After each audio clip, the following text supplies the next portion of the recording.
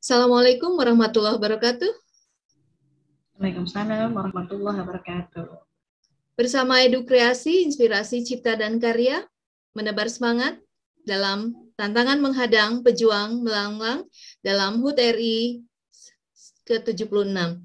Bersama kita telah hadir seorang tamu luar biasa. Siapakah dia? Kita simak berikut ini.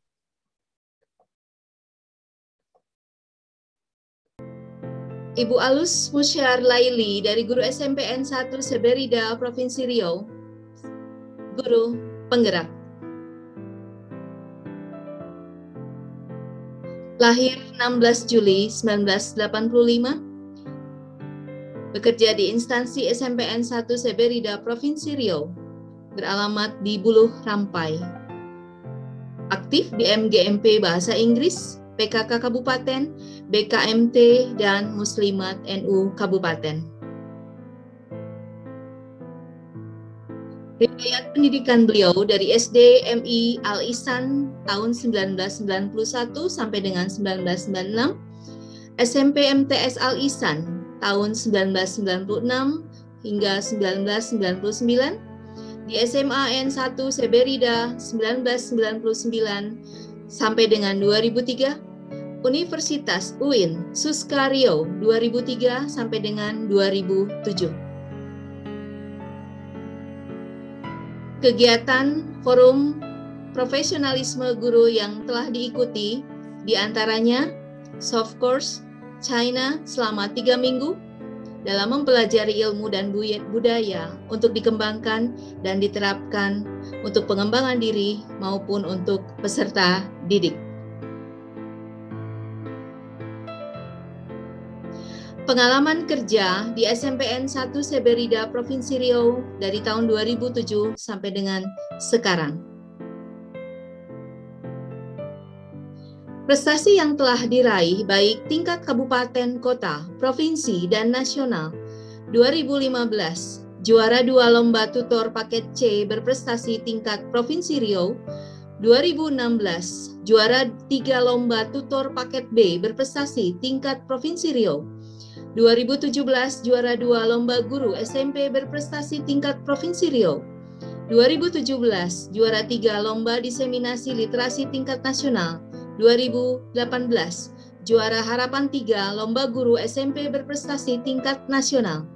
2018, penerima penghargaan perempuan berprestasi tingkat Provinsi Riau. 2019, penerima penghargaan short course China. 2020, juara 2 lomba cipta cerita anak tingkat Provinsi Riau. Dan saat ini beliau aktif dalam tim program guru penggerak.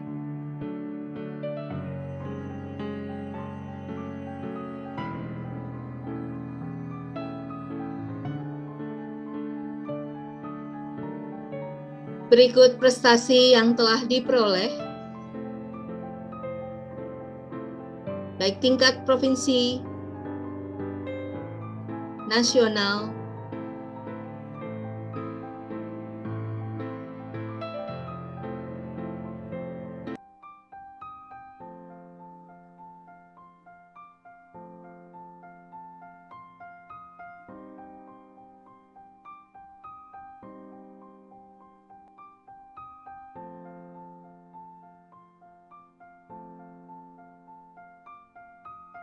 hingga internasional.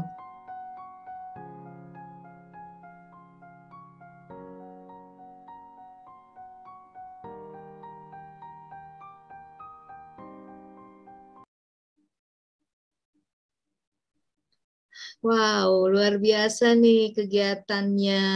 Selamat malam. Selamat malam, Teteh. Saya manggilnya Teteh aja ya. Oke. Luar biasa, ini adikku juga nih. Betul-betul menginspirasi.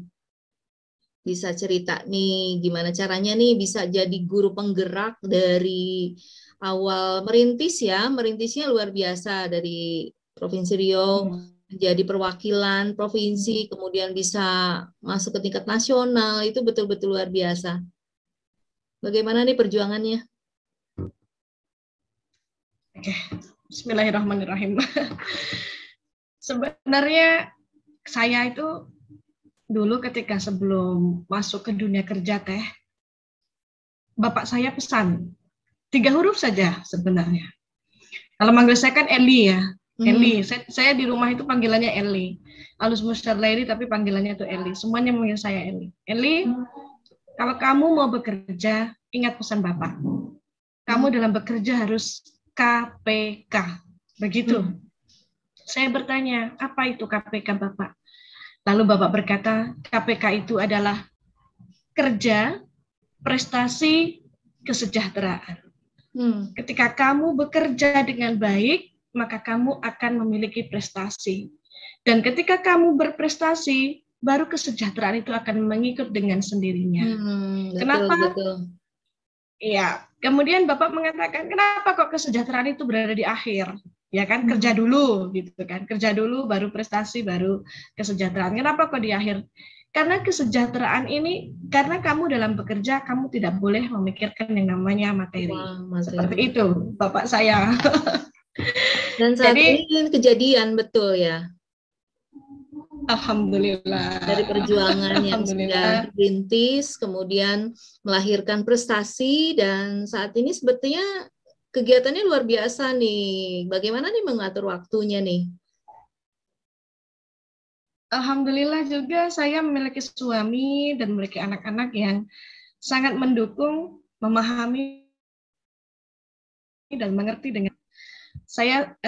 Kemudian saya bersyukurlah, alhamdulillah saya berkali-kali mengucapkan terima kasih kepada keluarga yang ketika saya mungkin tidak bisa melakukan hal ini, suami saya berperan seperti itu. Jadi kemudian ketika dulu saya dan suami punya komitmen, seandainya kami kok punya sama, waktu itu kan masih anak-anak masih kecil-kecil ya Teh ya. Jadi ketika kok kami dapat jadwal yang bersamaan, ini bersamaan, dalam artian bukan lombanya saya hanya ikut pelatihan atau kegiatan itu saya yang mengalah. Saya yang mengalah waktu itu. Jadi karena anak-anak saya kecil, anak saya Teh dua. Jadi bedanya itu hanya 1 tahun. Oh, jadi kayak kembar ya? Iya, jadi kayak kembar. Ketika yang tua itu berumur 1 tahun 1 bulan, adiknya lahir kan seperti itu. Jadi waktu itu ketika apabila kami mendapatkan kegiatan bersamaan, saya yang mengalah. Waktu itu seperti itu. Tapi kalau sekarang kan sudah besar-besar. Jadi ketika kami bersamaan pun suami saya oke. Makanya kemudian suami saya ini adalah tipe yang katanya saya kan terlalu mandiri gitu kan. Tapi yang saya tidak boleh mandiri itu kalau pergi kemana-mana harus diantar. Itu. Jadi saya selalu mengatakan, oh suami saya ini adalah suami siaga, siap antar sekarang juga. Itu artinya bahwa kita harus menyadari bahwa memang manusia itu nobody's perfect ya. Jadi pastinya ada harus melengkapi gitu kan, saling melengkapi. Betul Teteh, betul. Iya, berbicara tentang prestasi ya, tentunya tidak semerta-merta bahwa prestasi itu langsung diraih begitu kan. Tentunya butuh perjuangan yang memang di sini kita berupaya ya dengan daya juang dan caranya masing-masing tentunya. Bagaimana bisa memilah antara di sini di kegiatan itu kan ada aktif MGMP juga, kemudian ada BKK juga, BKMT dan Muslimat. Ini kegiatannya kan cukup padat ya, tapi tetap bisa menoreh prestasi yang luar biasa begitu. Bagaimana ini? Saya lagi-lagi kalau saya itu inspirasinya Bapak ya Teh ya, Bapak saya. Dulu ketika saya kalau bicara dengan Bapak ini selalu air mata saya karena Bapak saya sudah tidak ada. Tahun berapa? Itu adalah tahun 2009. 2000 ya. Bagi saya Bapak adalah inspirasi. Bapak itu selalu bilang kepada saya, Eli, kamu jangan pernah takut untuk bermimpi. Seperti itu pesannya. Kalau saat kamu mau tidur, bayangkan apa yang ingin kamu capai. Dan ketika kamu tidur, setelah bangun, kamu harus wujudkan apa yang kamu mimpikan itu. Seperti itu. Kemudian kalau menang lomba, saya hanya mengikuti air yang mengalir teh. Saya mengikuti takdir Allah. Saya selalu yakin dan percaya Allah itu apabila sesuatu yang ditakdirkan menjadi milik saya, Allah tidak akan membiarkan ia menjadi milik orang lain. Seperti Betul. itu. Jadi itu saja saya selalu kembalikan ke situ. Jadi ya mengikuti garis yang sudah Allah takdirkan kepada saya. Dan gariskan ya. Dan alhamdulillah setiap Allah kesempatan itu kan pasti ada jalannya ya. Iya, betul Teteh. Betul. Ini kegiatan PKK-nya ini di kabupaten ini memang rutin atau bagaimana ini membagi waktu dengan MGMP juga kan itu di luar jam mengajar ya? Iya. Dengan BKMT dan Muslimat NU Kabupaten itu berarti bergeraknya di beda-beda jadwal atau mungkin periodenya seperti apa nih agenda-agendanya? Oke. Kalau pembagian waktu di MGMP kan alhamdulillah kebetulan saya ketuanya Teh. Jadi kalau seandainya mau ngasih jadwal kan menyesuaikan dengan jadwal saya. Kan begitu. Kemudian kalau PKK, BKMT, Muslimat NU itu kan orangnya kan itu juga. Gitu. Yang aktif itu kan itu ya istilahnya kalaupun kami 40 orang mungkin kan yang selalu bisa hadir gitu nggak sampai segitu kan gitu. Kemudian jadi kami selalu bisa membagi waktu, mamanya PKK minggu ini PKK gitu. Minggu depan BKMT, minggu depan Muslimat NU begitu. Cuma yang tidak bisa ini kan PGRI, saya lupa ini, saya kan aktif di PGRI Kabupaten juga Teh. Nah itu kalau di PGRI kan karena sesama rekan profesi guru, tentulah kita semua tahu jadwal itu menyesuaikan dengan jadwal kegiatan sekolah ya. Iya, betul. Berarti seimbang ya antara kegiatan di sekolah juga kegiatan kemasyarakatan dan tentunya tetap keluarga juga nomor satu ya. Itu nomor satu. Jadi saya punya prinsip setiap saya keluar dari rumah minimal perut yang ada di rumah saya itu harus terpenuhi dulu ya. Semua. Iya. Jadi di tempat kami itu wajib sarapan gitu kan. Pokoknya sebelum keluar dari rumah itu 6:30 itu sudah harus ada makanan di meja makan. Jadi ketika keluar walaupun hanya telur dadar itu harus saya siapkan. Gitu. Yang sederhana tetapi menyehatkan ya. Iya. Gampang juga kan. Ini menarik nih ya, ini short course di China selama 3 minggu. Proses menuju ke Cina ini gimana nih ceritanya? Ini alhamdulillah saya mengikuti lomba Gupres 2018. Nah, kemudian saat itu alhamdulillah Allah bagi kesempatan saya masuk peringkat harapan 3. Jadi saya tidak tahu bagaimana mekanismenya. Waktu itu dihubungi oleh pihak GTK bahwa kan ada waktu itu 2019 Teh ada program 1.000 guru yang berangkat ke luar negeri diberangkatkan ke luar negeri. Ada 1.000 guru, jadi alhamdulillah saya masuklah di sana. Allah kasih kesempatan bagi saya untuk belajar. Dan setelah saya pikir, setelah saya pikir-pikir begini, Teh, boleh cerita sedikit ya Teh, curhat boleh? Iya. Ya. Saya kan guru honor ya Teh ya. Saya kan guru honor. Saya guru honor. Dulu ketika saya itu belum tahu yang namanya bahwa dunia Kemendikbud itu luar biasa, ada lomba ini, lomba itu, lomba ini. Yang saya tahu itu bahwa guru itu hanya mengajar. Dulu ya Teh ya, dulu. Yang ketika saya tahu guru itu hanya lomba mengajar. Tahun 2013 atau 2014 kan kita ada yang kurikulum 13 itu Teh. Pelatihan yang seluruh guru Indonesia itu. Betul. Nah, ya, waktu itu saya mulai berpikir ketika itu kan memang betul-betul mengikuti pelatihannya, pembimbing saya itu kan tutornya Bapak Ibu, kalau bisa kita itu bikin RPP sendiri kan gitu. Karena yang tahu itu kan kondisi siswa kita kan kita kan gitu. Tutornya kan bilang seperti itu. Jadi saya kan selama ini kan waktu itu kan hanya copy paste ya Teh ya, hanya kopas-kopas gitu aja gitu kan.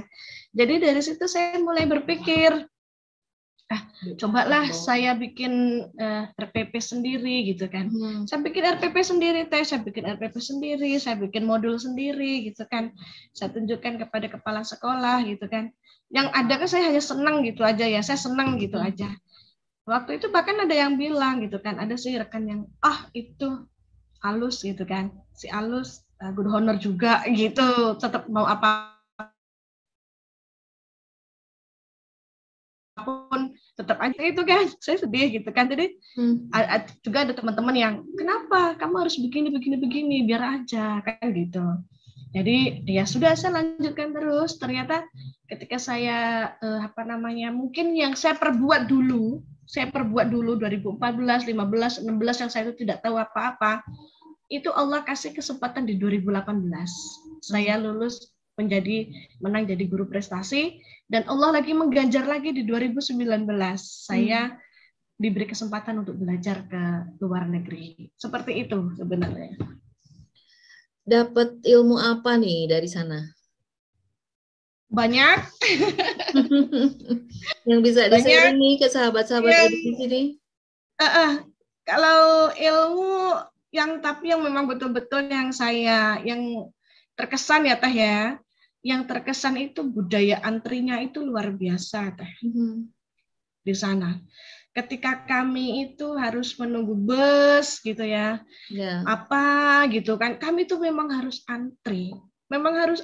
Tidak boleh menyerobot, tidak boleh ini, dan itu memang yang sepertinya harus kita kembangkan di tempat kita. Budayakan ya.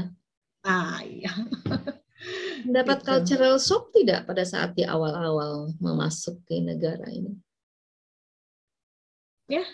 Cultural shock. Biasanya kan kita berbeda budaya, berbeda adaptasinya seperti apa di awal-awal masuk? Di awal-awal sih tidak ya.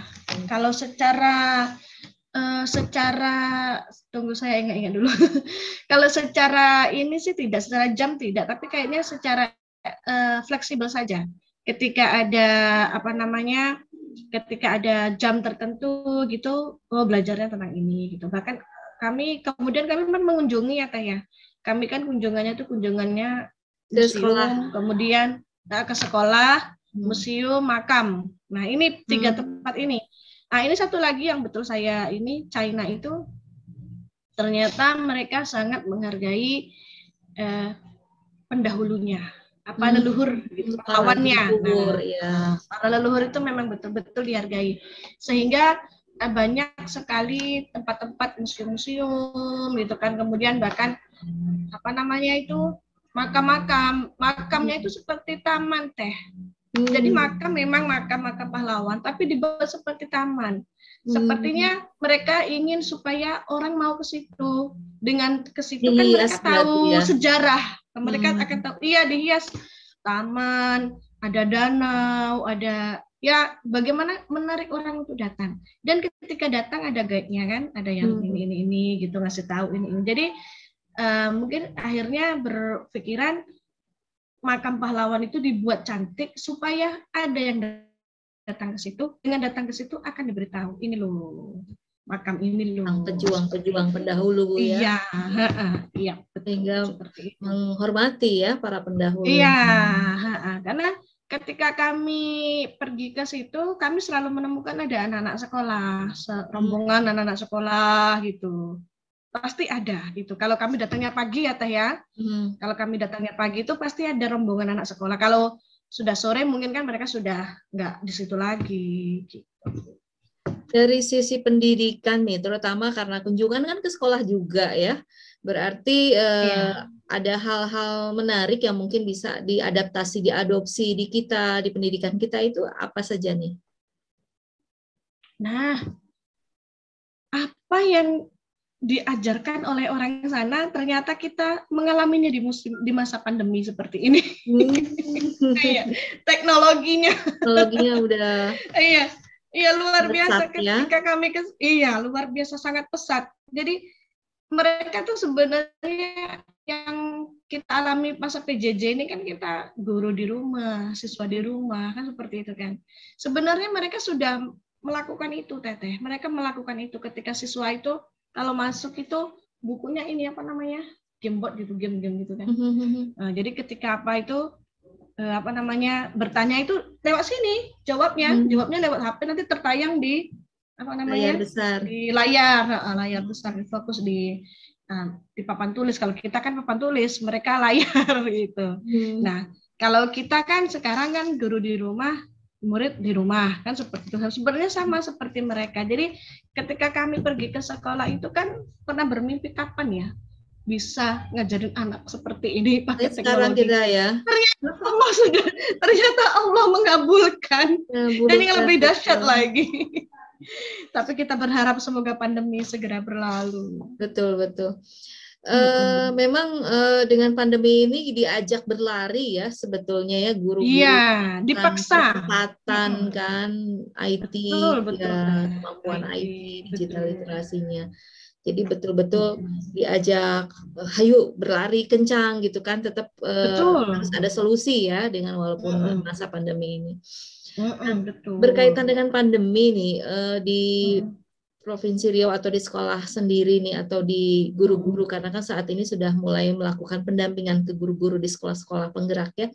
Bagaimana mereka dalam mengisi ya pandemi dari sisi pembelajaran atau mungkin kesiapan sekolah atau juga kendala-kendala yang dihadapi anak-anak gitu. Agak putus-putus tadi Teh, gimana?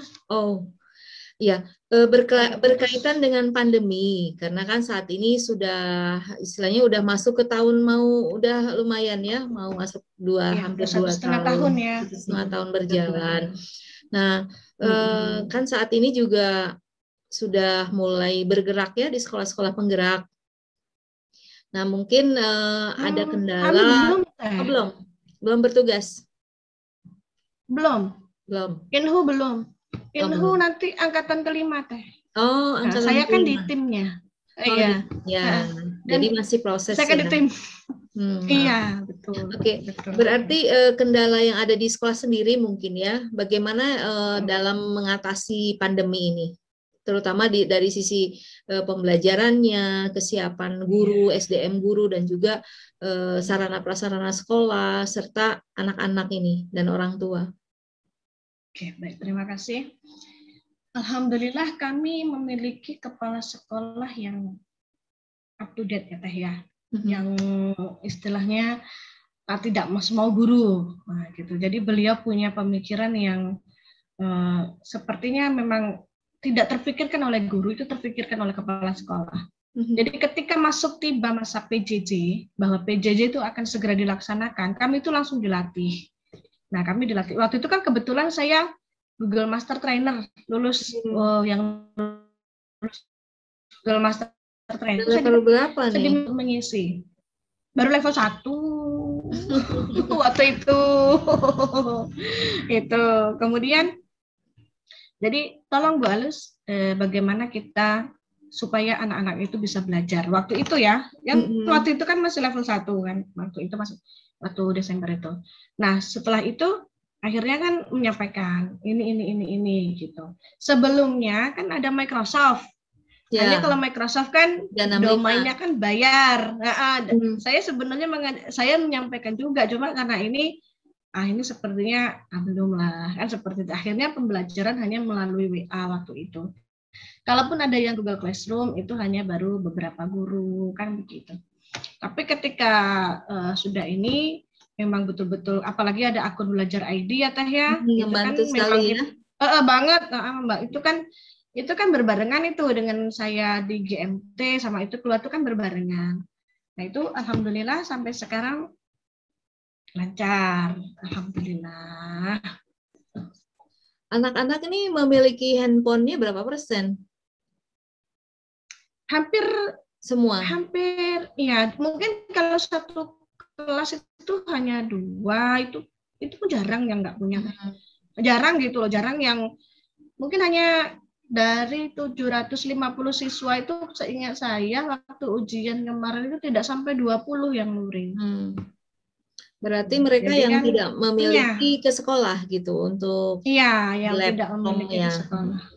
Iya, betul. Nah, Bagi guru yang memang misalnya ada kendala tadi ya, kayak misalnya anak-anak yang tidak ada handphone, apakah ada kunjungan atau memang siswa datang ke sekolah bersama orang tua? Seperti apa? Jadi kami prosesnya bagi siswa yang tidak mengerjakan tugas sama sekali itu baru diadakan kunjungan, begitu. Tapi selagi siswa itu bisa ke sekolah, yang 20 tidak sebenarnya tidak sampai 20 kalau saya rasa tidak waktu itu kan jadwalnya berbeda-beda itu mereka datang ke sekolah teh seperti itu. Kemudian kan kami kan dekat ya, kan zonasi satu, jadi kan zonasi tidak jauh-jauh sih rumahnya para siswa itu ke sekolah gitu. Jadi kalau ada siswa yang memang betul-betul tidak pernah ikut, tidak mengisi daftar hadir, nah itulah baru diadakan kunjungan. Berarti kunjungan itu tergantung kebutuhan juga ya? Iya, iya betul. Nah, untuk kegiatan nih, kita lihat kegiatannya nih. Dari prestasi-prestasi yang diraih ini dari 2016, 2017 itu berlanjut terus ya berarti ya? Alhamdulillah. Nah ini di diseminasi literasi nasional itu berarti ke penulisan buku ya? Iya. Karena saya pernah ikut juga itu. Mungkin kita berada di satu gedung saat itu teh, tapi kita itu, belum ya? kenal. Saya di kelas A waktu itu. Oh, di kelas A, saya di kelas C. Oh iya, kita tidak satu kelas. Tidak satu kelas ya. Bagaimana itu pada saat kesan pesannya nih diseminasi literasi nasional sampai jadi juara? Ini sangat berkesan. Jadi waktu 2017 bulan Maret kalau saya tidak salah, Maret apa ya? Itu kan dapat panggilan ke P4 Bahasa untuk ikut kegiatan pelatihan menulis. Nah, saat itu tuh teks saya datang hanya saya mau ikut, saya hanya nama, usah dipanggil, saya berangkat gitu saja. Saya tidak punya ide, saya belum punya apa-apa, bahkan masih buta sama sekali. Begitu mengikuti kegiatan waktu itu Pak Ihsan ya, CEO Media Guru. Waktu itu bekerja sama dengan Media Guru Kementerian. Waktu itu Pak Ihsan itu sedang menerangkan di depan, begini, begitu kan. Jadi karena saya itu iseng, saya itu duduk bersama rekan saya, Pak Dodi namanya. Pak Dodi itu laptopnya dibuka, password itu ya, Microsoft Word gitu, saya ambil, saya tulis kertas kosong. Itu teh, ingat betul. Judulnya tuh kertas kosong, karena saya memang nggak punya apa-apa. Nggak punya ide. Ketika Pak Ihsan, kali apa Bapak Ibu ini penulis, ayo tuangkan idenya semuanya gini-gini. Saya nggak punya apa-apa teh. Nggak tahu sama sekali, nggak tahu waktu itu teteh, nggak tahu, betul-betul nggak tahu. Jadi setelah selesai kertas kosong itu saya kasih judul, ternyata rekan saya usil si Pak Dodi. Dibuatlah sama dia puisi, akhirnya nyambung puisi gitu. Alus, kamu sudah punya satu, katanya kan. Oh iya, saya bilang gitu. Tapi ini saya nggak mau puisi, saya bilang saya inginnya novel kan gitu. Sampailah pulang teh, sampai pulang itu pun saya belum punya ide. Kemudian Pak Ihsan itu bilang, Bapak Ibu cepat menulis, ditunggu sampai tanggal berapa itu, kalau nggak salah sih sebulan kemudian sih teh ya, waktu itu rentangnya 1 bulan kalau saya tidak salah. Itu saya masih belum punya ide teh. Di pesawat pun, maaf sebentar, di pesawat pun saya belum punya ide, kemudian saya mikir teh, perjalanan itu mikir, saya itu naik pesawat gratis, ya kan, kemudian di sana tidur di tempat yang bagus, di P4 TK Bahasa kan bagus ya kan teh, dikasih makan, dikasih ilmu, pulang dikasih sangu lagi, dikasih uang amplop ya kan. Masa iya sih saya harus diam saja. Saya berpikir seperti itu. Akhirnya saya punya hutang nih sama Kemendikbud. Saya begitu kan, saya punya hutang sama Kemendikbud. Karena saya sudah biasa ya teh, guru honor kalau naik pesawat itu kan luar biasa. Luar biasa gitu kan. Saya punya hutang dan saya tidak boleh tidak mengerjakan apa-apa. Akhirnya muncullah ide teh. Saya tidak tahu bagaimana ininya kok tiba-tiba muncullah yang judulnya Senggani. Oh, Senggani. Senggani, iya. Saya kalau tak salah seminggu menyelesaikannya ini. Saya tak salah ya, seminggu atau 2 minggu lah menyelesaikan novel Senggani. Saya kirim ke media guru. Setelah itu saya lagi-lagi saya akan mengidolakan bapak saya. Nah, saya nulis tentang bapak saya 3 hari, alhamdulillah selesai. Saya kirim lagi. Saya mau nulis lagi lah. Saya kan aktif di PKK, gitu kan. Saya nulis di PKK. Akhirnya seminggu lagi saya kirim lagi. Nah, ketika ada pemberitahuan lomba diseminasi literasi nasional, saya iseng-iseng ikut aja lah, kayak gitu. Saya pun nggak tahu nanti ini lolos atau tidak kan gitu teh. Ya, saya kirim aja naskah, saya kirim. Kemudian ketika ada pengumuman pemanggilan peserta, tanggal teh inilah saya itu baru ketawa. Tanggal lomba diseminasi literasi nasional ini bersamaan dengan jadwal PPG saya. PLPG saya itu bersamaan. Harinya bersamaan, tanggalnya itu bersamaan. Jadi saya kata ada yang mengatakan kamu harus pilih salah satu, katanya kan gitu. Ada rekan masuk. Kamu pilih yang mana? Kamu pilih literasi lombanya ini atau kamu pilih PLPG-nya, kan begitu. Kalau waktu itu kan PLBG itu yang mode akhir teh yang kita belajar 10 hari, setelah itu kan daring ya. Daring ya. Jadi saya tanyakan dalam diri saya, ya Allah beri petunjuk begitu kan. Kalau saya kan pengennya ikut dua-duanya. Saya pengennya kan ikut dua-duanya, diseminasi ikut, PLPG ikut. Jika bisa dibagi ternyata dua Allah, ya badannya. Iya, jika bisa. Lagi-lagi Allah memberikan kemudahan. Begitu saya konsultasi ke dinas, ternyata jadwal PLPG saya bisa diundur. Alhamdulillah diundur. Ini Allah sudah kasih saya kemudahan yang luar biasa. Akhirnya dua-duanya, akhirnya dua-duanya dapat. Alhamdulillah. Berbicara tentang tadi, jadi penasaran nih tentang cerita Senggani itu yang diangkat apa ya? Ada bukunya bisa diperlihatkan? Ada sih tapi aduh. Ya udah nanti lagi. Harus dicari. Iya seharusnya dikumpuli ditayangannya. Senggani itu pergaulan anak remaja yang bebas sebenarnya. Di situ saya mengkampanyekan paket. Saya kan dokter paket. Nah, Senggani ini adalah anak remaja yang salah jalan. Ketika anak broken, sebenarnya dia tidak broken, bukan broken sebenarnya. Orang tuanya sibuk gitu saja. Orang tuanya sibuk dan tidak memperhatikan dia, dan dia mendapatkan perhatian dari lawan jenis pacar gitu ya. Jadi pada suatu hari, namanya anak remaja, ya teh ya, katanya anak remaja itu kalau sudah berdua ya sudah kelewatan batas, kan begitu. Akhirnya mereka melakukan seperti itu, dan parahnya lagi, ternyata si Senggani ini dijual gitu kan. Datanglah si pacarnya Senggani itu ninggalkan Senggani sendiri, lalu datanglah orang-orang yang akhirnya Senggani itu ya dilecehkan oleh 5 orang kalau saya tidak salah dalam cerita saya itu.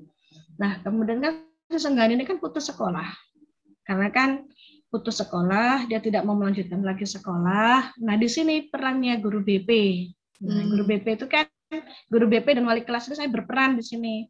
Harus menyemangati Senggani. Tidak boleh masa depan Senggani ini berhenti begini saja hanya. Memang ini suatu yang berat, tapi Senggani harus bisa melewati ini semua.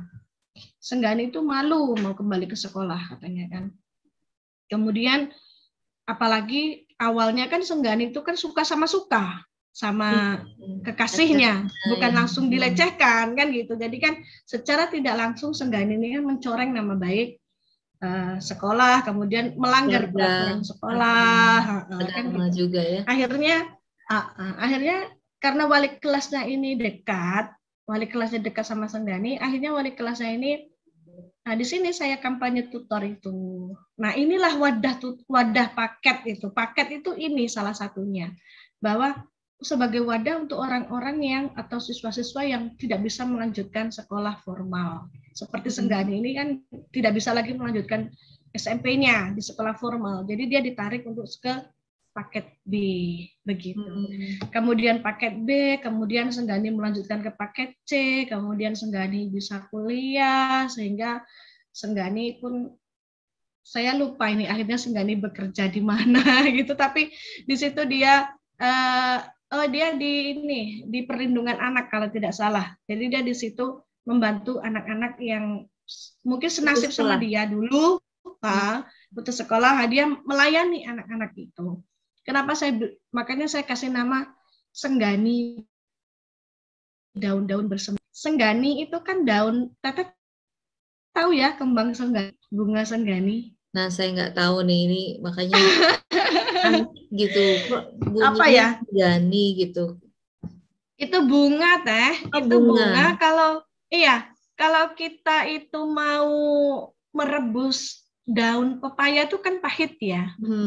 Nah, tapi kalau kita masukkan daun Senggani itu daun pepayanya udah nggak pahit.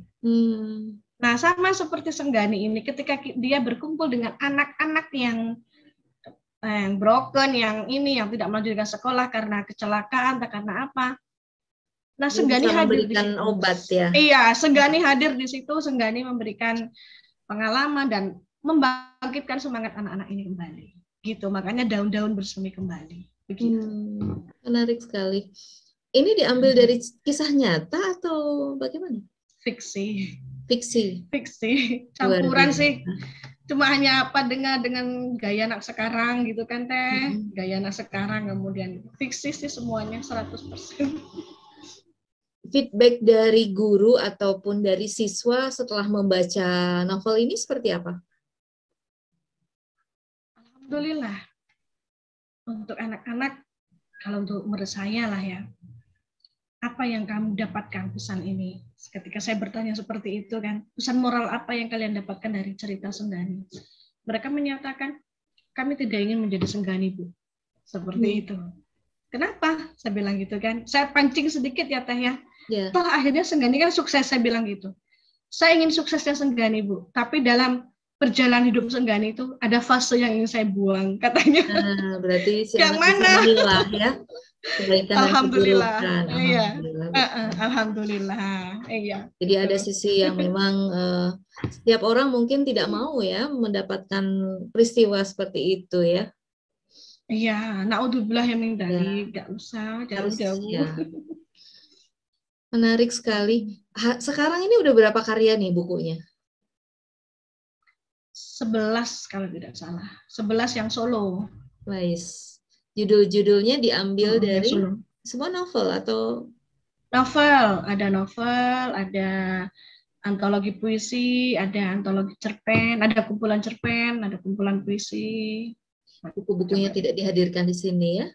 Iya, saya lupa. Harusnya kan ada itu ya. Ini luar biasa nih prestasinya ya dari guru. Ini luar biasa nih. Boleh cerita sedikit Teh? Boleh kembali nih. Yang guru prestasi ini tadi. Gimana nih ceritanya? Yang guru prestasi itu di 2008 itu kan saya baru tuh Teh.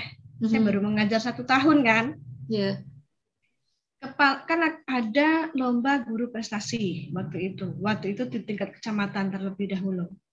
Jadi kepala sekolah itu menunjuklah 2 orang guru. Nah, ini gitu lah kan. Tidak perlu saya sebutkan personnya. Jadi dia tidak mau, ya kan. Jadi saya datang, semangat.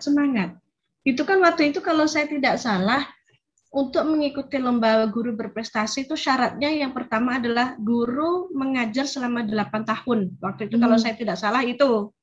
Waktu itu 2008 saya masih ingat betul di tahunnya. Karena saya bilang seperti ini. Tahun ini ibu yang ikut. 8 tahun lagi saya yang ikut. Saya seperti itu. Waktu itu Bu. memang teh waktu itu sudah menggebu dalam hati saya ingin guru prestasi, itu memang sudah ada, tapi hilang karena teman saya ini kan, rekan saya ini tidak sampai kabupaten kan gitu, jadi hilang.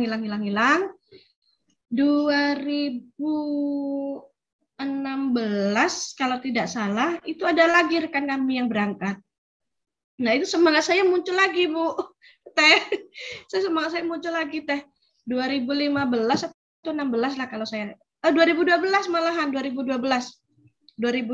saya waktu itu kan membahas storytelling di Pekanbaru ya, sama bawa anak juara waktu itu Teh, alhamdulillah pulang dia sampai di sekolah, rekan saya nih juara 2 di kabupaten. Alhamdulillah luar biasa, saya tahun depan ikut lagi katanya kan, ikut laginya tuh juara 1 di kabupaten beliaunya di tahun berikutnya 2013 berarti kan.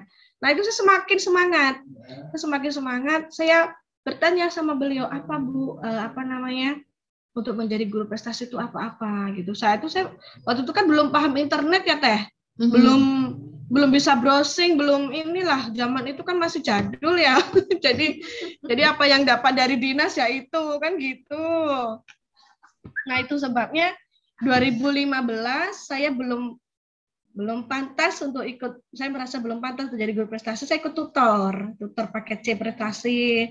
Saya ikut aja lah dulu gitu kan di sini gitu. Alhamdulillah di provinsi menang.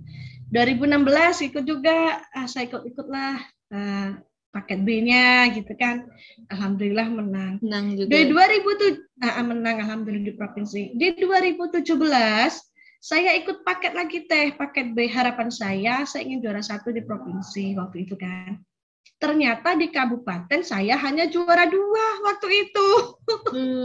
Di itu 2017, aduh kok masa 2017 kok saya cuma juara 2 ini, saya bilang gitu kan. Padahal mimpi saya kan ke provinsi karena ingin mendapat ilmu lagi kan. Akhirnya ada lomba guru prestasi SMP Teh waktu itu 2017. Masih ada waktu 1 bulan kan gitu. Nah, saya mengajukan diri sendiri waktu itu Teh ke kepala sekolah, dengan saya tidak tahu lah diterima atau tidak diterima. Waktu itu modal saya selama ini, saya ketika membimbing anak selalu juara, alhamdulillah. Itu modal saya itu aja waktu itu, ke Bapak Kepala Sekolah itu saja. Pengalaman dasar ya. Pokoknya pegangan saya itu saja, Bapak tolong kasih saya izinkan saya untuk mengikuti kegiatan ini kan. Alhamdulillah diizinkan oleh Bapak Kepala Sekolah. Alhamdulillah juara 1 saya di kabupaten, saya ke provinsi, di provinsi saya juara 2. Di 2018-nya Teh, nah ini saya merasa terpuruk sekali. Ketika 2017 saya juara 2 di provinsi, semoga saya 2018 lagi juara 1. Saya kan gitu. Saya mulai prepare Teh. Saya sudah jauh-jauh hari, saya sudah mulai internet dah banyak nih ya. Saya sudah mulai mempersiapkan ini. Ternyata di 2018 kabupaten saya tidak melakukan pemilihan guru berprestasi. Aduh, saya nangis Teteh. Kalau saya tidak ikut sekarang, kapan lagi saya ikut? Di waktu itu kan begitu saya Teh. Mungkin Teteh baca juga lah. Waktu itu saya sedihnya tuh di Facebook itu saya inhu gitu. Sebenarnya itu saya sedih kenapa Inhu tidak membuka kegiatan ini atau tidak mengadakan kegiatan ini. Karena kan saya hangus nanti kalau tidak ikut ini kan saya rugi gitulah, kalau menurut saya kan seperti itu. Akhirnya saya tuh ngeyel aja Teh, saya jumpai kepala dinas. Waktu itu belum bisa kejumpa, waktu itu akhirnya saya waktu itu bapaknya nggak ada, saya hubungi yang dinas yang sering saya minta tolong kan gitu. Akhirnya beliau yang menyampaikan ke kepala dinas. Alhamdulillah Teh, saya dikasih izin berangkat ke provinsi, saya dikasih SK, saya dikasih piagam penghargaan, saya dipanggil ke kantor bupati, alhamdulillah waktu itu kan. Nah alhamdulillah itulah ketika jadi sebelum berangkat Teh, berangkat ke Pekanbaru, suami saya bilang, Dek, kamu itu ngeyel lo ikut sekarang ini. Jadi kalau kamu nggak juara 1, kamu malu setengah mati pasti. Kan begitu suami saya. Jadi saya termotivasi Teh. Ya Allah, berilah saya kemudian. Jadi coba semangat gitu kan. Alhamdulillah teh juara 1 waktu itu. Begitu. Di Itu provinsi memang sangat ya, di provinsi juara 1, akhirnya kan ke Jakarta. Jakarta Ya itu ya. yang luar biasa lah bagi saya itu. Luar biasa ya perjuangannya. Niat untuk ikut lomba ini apa ya yang mendasarinya? Sebenarnya tidak ada ya. Entah kenapa saya hanya kok nggak tahu saya kenapa kok ikut lomba ini, nggak tahu. Jadi ketika ada lomba ini terus ikut gitu saja sih sebenarnya. Tidak, oh nanti harus juara gitu, tidak. Memang satu-satunya yang dalam hati saya harus juara itu ya yang 2018 itu teh. Saya harus juara 1 di provinsi, karena saya kalau nggak juara 1 mau pulang kampung saya pasti malu. Itu saja sih. Kalau yang lain-lainnya tuh nggak ada sih teh, nggak harus juara gitu, enggak, malahan enggak. Ya Pengalaman itu ya aja. yang diambil ya.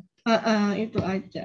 Karena pengalaman berlomba ini memang seru ya, dan memang yang lebih seru tuh Inobel malah. Pernah ikut Inobel? Belum Belum, ya. Nah, belum. ya Saya di saya kan kenalnya kan 2017, 17 ya. 2018, 19 sudah tuh kan langsung pandemi. Ya betul. Jadi guru-guru ini luar biasa ternyata ya pada saat kementerian mengadakan lomba-lomba ya, dengan beragam lomba, tentunya di sini betul-betul mengasah kreativitas inovasi ya.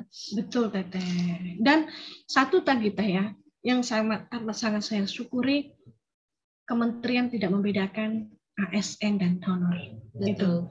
yang amat sangat saya syukuri.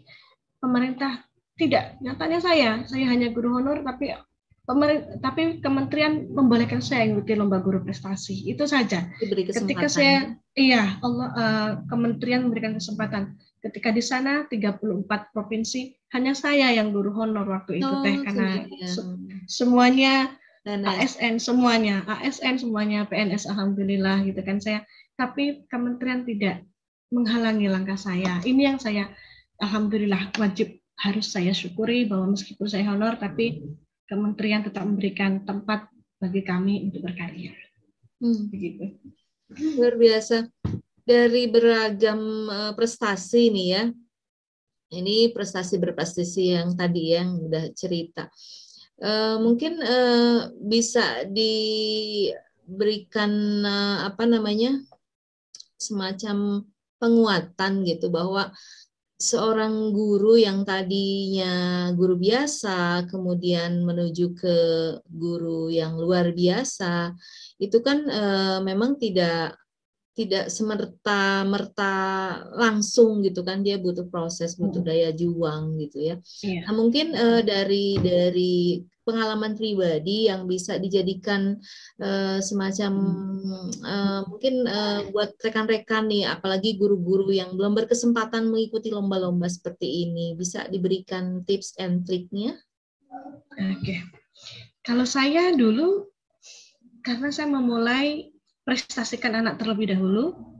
Setelah anak berprestasi, baru kita memantaskan diri untuk berprestasi. Kalau saya dulu seperti itu, Teh. Jadi ketika kepala sekolah memerintahkan kepada saya, Bu Alus, ini ada lomba anak baca puisi, mamanya storytelling, syarhil Quran, pidato, mamanya. Itu saya terima semua, Teh. Saya terima semua. Tidak ada yang tidak saya terima. Jurnalistik waktu itu kan saya terima semua. Iya Pak, iya Pak, iya Pak. Memang waktu itu saya memang dalam prinsip saya sih Teh, sebisa mungkin saya tidak pernah menolak perintah kepala sekolah. Selagi itu memang untuk peraturan sekolah ya Teh ya, gitu. Prinsip saya seperti itu. Jadi ketika Bapak kepala sekolah menyatakan satu lomba ini, lomba itu gitu, si anak-anak ini sudah alhamdulillah nggak dapat juara. Alhamdulillah itu dimulai tahun 2011 kalau tidak salah Teh. 2011 baik itu lomba tingkat kabupaten sampai provinsi. Kalau ke nasional memang belum Teh, memang belum waktu itu. Itu lomba apa ke ya? provinsi. Lomba storytelling, lomba jurnalistik itu sampai ke provinsi. Alhamdulillah. Kalau kayak lomba pantun juga sampai ke provinsi. Alhamdulillah. Kalau di kabupaten, di kecamatan kan kayak lomba pidato, puisi, satu lagi Syarhil Quran, MTQ gitu aja. Nah itu ketika saya sudah merasa itu anak-anak sudah jadi saya kan pede, ya kan pede itu nambah kepedean teh. Ketika pulang bawa anak juara bawa piala itu kan nambah pede nih, ketemu kepala sekolah, ketemu guru teman-teman itu bukan sombong bukan ya, tapi pede alhamdulillah kan gitu, ada hasilnya kan gitu. Jadi ketika sudah itu di 2017 itulah saya merasa sekarang sepertinya saatnya lah saya untuk memantaskan diri. Pantas nggak ya saya menyandang prestasi itu? Begitu. Jadi prestasikan terlebih dahulu peserta didik, ya. Setelah itu siswa, setelah itu baru kita memantaskan diri untuk memprestasikan diri sendiri. Ya betul, karena apa yang telah kita lakukan mungkin dari sisi pembelajaran ya itu kan semuanya juga siswa ya, dengan kita berprestasi pun kan sebetulnya itu ke siswa ranahnya ya, untuk penguatan dan juga peningkatan mutu pembelajaran tentunya ya. Dan satu yang unik teh, kalau saya pergi gitu kan teh, dipanggil kementerian gitu kan ke Jakarta, ke Jogja gitu. Untuk anak-anak saya, siswa-siswa saya suka belikan mereka yang perintilan-perintilan sebenarnya.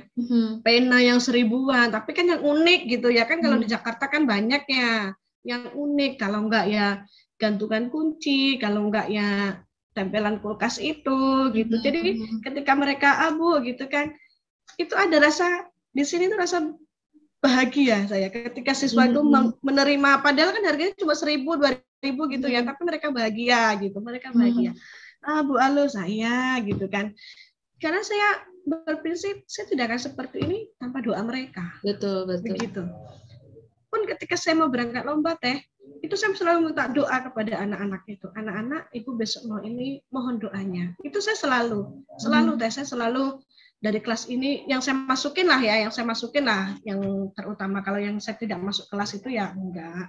Tolong bantu ibu, tolong doa ibu. Karena kan saya tidak pernah tahu kita doa yang dari mana yang diijabah sama Allah. Dan mungkin saja ketika Allah berikan saya juara itu salah satunya doa-doa dari anak-anak itu. Mereka mendoakan kita ya, dan kita juga tentunya mendoakan mereka. Iya, betul. Iya. Dan jadi kepala sekolah, jadi guru itu bagi saya kan luar biasa. Boleh cerita lagi? Boleh. Ini saya monopoli nih kayaknya. Tidak apa-apa, kan kita sharing pengalaman ya. Waktu saya ditawari untuk menjadi kepala sekolah ya teh ya. Kepala sekolah di sekolah swasta sebenarnya kan. Saya tidak berkenan. Sekolah itu sudah besar sebenarnya, saya hanya melanjutkan saja. Saya tidak. Kenapa? Ketika dia bertanya, saya ingin menjadi guru. Kenapa kamu menjadi guru? Setidaknya dalam satu hari itu saya didoakan siswa. Ketika saya masuk satu kelas, anak-anak berkata, ucapkan salam, ya kan? Assalamualaikum warahmatullahi wabarakatuh. Bayangkan ada 32 anak yang mengucapkan keselamatan untuk saya, rahmat Allah untuk saya, barakah Allah saya. Itu satu kelas ya kan? Itu satu kelas di awal pelajaran, di akhir pelajaran. Berarti ada 60 doa untuk saya. Kalau saya itu masuknya 3 kelas satu hari itu berarti ada 90 doa untuk saya. Dan seperti itu. Jadi waktu itu doa dan kebaikan tentunya ya. Iya, doa kebaikan dari anak-anak ini. Assalamualaikum warahmatullahi wabarakatuh. Itu kan sudah doa untuk kita kan teh, keselamatan, rahmat Allah, barokah gitu. Ketika yang menawarkan ini, kenapa? Kan suaminya sudah jadi kepala. Suami saya kan alhamdulillah dipercaya juga ya teh ya, kepala madrasah gitu. Ya sudah, biar suami saya saja, saya bilang. Saya ingin jadi guru. Saya ingin jadi guru yang baik, guru yang dikenang oleh siswa-siswa saya. Dan dirindukan. Dirindukan. Iya, betul. Karena menjadi guru ini betul-betul luar biasa ya bagi kita sebagai guru ya, yang berupaya dan tentunya pastinya karena kita kan berhadapan dengan anak-anak remaja ya, kalaupun Iya. mereka istilahnya dalam kenakalan-kenakalan yang wajar lah, anak-anak remaja ya, Iya, namanya juga anak-anak. remaja gitu. Namun di satu sisi kita menjadi tertantang gitu kan untuk selalu update gitu kan. Yang namanya remaja itu kan memang Betul. senang-senang yang update. Kalau yang gurunya update status atau dia selalu kekinian tuh mereka senang gitu kan. Iya, Ya. betul teh. Jadi tapi menjadi tantangan tersendiri ya untuk meramu pembelajaran nih. Bisa cerita pembelajaran unggul yang pernah dilakukan itu apa saja? Kalau pembelajaran unggul sih sepertinya ya sama saja. Hanya saja di 2000 yang kesan ini ya teh ya, kesan. 2017, lagi-lagi 2017 itu awal-awal saya ikut pelatihan di dunia maya. Waktu itu kan ada Syamolek waktu itu. Yeah. Nah, waktu itu kan bagi kami yang guru daerah teh, belajar dengan internet itu kan sangat wow gitu di 2017. 2000 bukan 2017 malah 2014 kalau nggak salah. 14 apa 15 pokoknya ya itulah yang waktu itu internet belum seperti sekarang. Waktu itu kalau internet harus pasang wifi gitu, tapi kalau dulu kan namanya bukan wifi sih waktu itu, apa gitulah namanya tuh ada lah sendiri. Nah, jadi saya ikut itu, saya molek, saya blogger waktu itu teh. Booming-boomingnya blogger waktu itu. Jadi blogger juga toh. Iya, jadi 2015 atau 14 sih waktu itu, saya lupa lah. Jadi waktu itu saya mengenalkan itu kepada anak-anak, belajar pakai blogger gitu kan, karena baru pertama ya teh ya, biasa lantai guru daerah, guru di daerah yang eks transmigrasi kan, guru desa gitu kan. Jadi dikasih, ketika anak belajar pakai blogger itu anak-anak luar biasa. Oh Bu Alul, ya. Jadi istilahnya antusias, mereka antusias. Jadi hal baru begitu, mungkin ya. Hal baru karena selama ini kan paling banter itu PowerPoint, karena kan waktu itu kan jaringan kan nggak ada teh. Waktu itu alhamdulillah tempat kami kan sudah ada dapat komputer pun cuma 10 waktu itu teh. Laptopnya bukan laptop lah, memang komputer 10 karena dulu kan ada TIK, pembelajaran TIK ya. Nah itu saya numpang di situ, anak-anak ini belajarnya di sini, lihat ini, itu jadi waktu itu yang sampai sekarang itu memang amat sangat berkesan bagi saya. Kenapa? Karena ya mungkin baru pertama kali saya melakukannya. Kemudian yang memang di tempat saya juga lah yang memang yang ya itulah gitu teh. Itu dari blogger sendiri, bahannya, materinya dari sana, dan siswa seperti apa nih kegiatannya? Oh tidak, saya yang masukkan materi itu. Kan saya bikin blogspot gitu ya, kalau nggak salah itu namanya kan itu. Jadi saya minta siswa untuk ke situ. Membaca ini alamatnya kan ada. Ayo, kemudian di bawahnya kan ada tugas gitu kan. Kan siswa seneng itu. Oh tugasnya, ini kan seneng. Ada kuisnya kan seneng gitu. Nah, itu memang amat sangat berkesan lah bagi pembelajarannya saya ya. Gitu. Oke. Nah, bisa cerita nih tentang wajah-wajah wanita inspiratif. Jadi berapa tokoh nih yang ada di sini? 100 teh. Oh, 100. Iya, ada 100. Ini diambil dari prestasi. Oh, dari guru-guru berprestasi semua? Iya. Guru, kepala sekolah, kemudian ada yang pengacara juga, itu yang paling sudut pengacara itu teh yang jilbab merah. Atas, kanan itu pengacara. Ini sebenarnya yang menulis pengurus IGI yang dari Riau sebenarnya, Gus Laini namanya, atau BHP, Bapak Bagus. Nah beliau itu mungkin karena banyak teman-teman wanitanya atau bagaimana, akhirnya kemudian mengikuti di dunia medsos itu, akhirnya saya kok tiba-tiba saya diwawancarai begini-begini, ya kemudian kok tiba-tiba muncul gitu, masuk ke dalam 100 wajah-wajah wanita. Halo. Ada? Ada. Oh, seperti menghilang. Ada. Berarti kisah yang diangkat itu apa ya di sana? Inspiratif dari masing-masing gitu? Iya, dari masing-masing. Pokoknya kalau yang saya guru berarti prestasi sih sebenarnya, pencapaian yang pencapaian. Karena saya guru berarti pencapaian apa saya. Kalau dia kepala sekolah berarti pencapaian apa gitu. Menarik sekali pengalamannya nih, luar biasa, dan tak terasa ya sudah di penghujung acara, kita sudah 1 jam sepertinya ya kita ngobrol.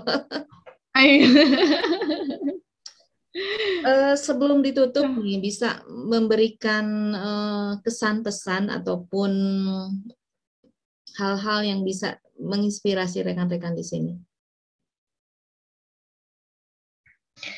Sebelumnya saya mengucapkan terima kasih kepada Teteh Sri yang sudah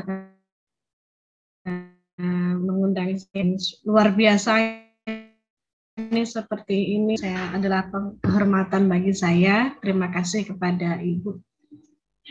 Yang saya ingin sampaikan mungkin mari kita berbuat sedini suatu saat kita begitu.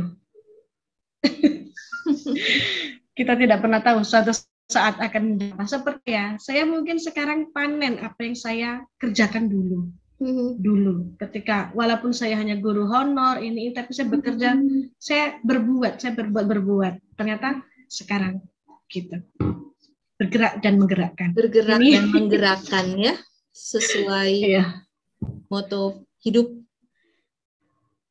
berarti tak akan pernah lelah, insya Allah. Bismillah. Dan selalu sehat. Amin ya Allah. Terima kasih Teteh. Bisa minta 3 kata kunci ya buat seorang guru penggerak. Cukup 3 kata. Inovatif, kreatif. Satu lagi? Ikhlas. Ikhlas. Luar biasa. Inovatif, kreatif, ikhlas. Terima kasih atas waktunya. Terima kasih juga. Mohon maaf apabila ada salah-salah bahasa, salah-salah mimik wajah, mohon maaf. Dan terima kasih. Dan sukses untuk Edu Kreasi, Inspirasi, Cipta, dan Karya. Terima kasih, luar biasa. Semoga menginspirasi rekan-rekan semuanya. Amin ya Allah. Sahabat Edu, itulah tadi bersama rekan kita